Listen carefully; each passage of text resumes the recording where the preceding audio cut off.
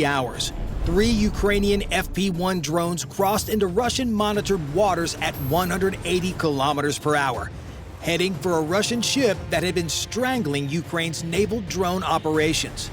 The Russian spy ship sat 15 miles off of Novorossiysk, its R-38-1T arrays listening.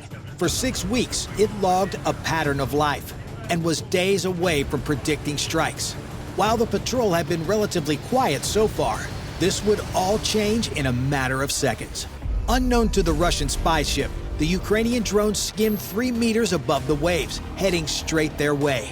Their plywood construction gave them a radar cross-section smaller than a seagull, essentially invisible to systems designed to track aluminum aircraft. 20 minutes after launch, a Russian 4-post R reconnaissance drone appeared on the horizon, patrolling in its standard racetrack pattern 30 kilometers off the Ukrainian coast. The 4-post Canadian-made MX-15DI camera could spot a basketball at 5 kilometers away. Its thermal mode detected temperature differences of just 2 degrees Celsius. At 02:45, the lead FP-1's engine heat spiked on the 4-post display.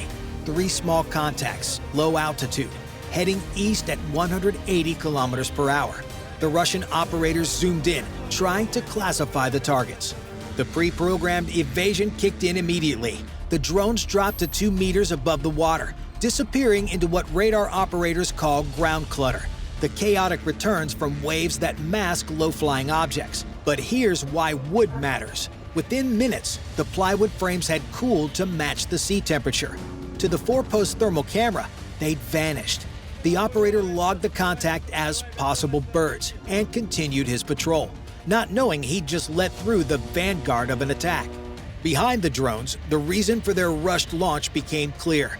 Russian Shaheeds had found their launch site, arriving just minutes after the FP-1s cleared the area. The operators barely escaped as 50-kilogram warheads turned their equipment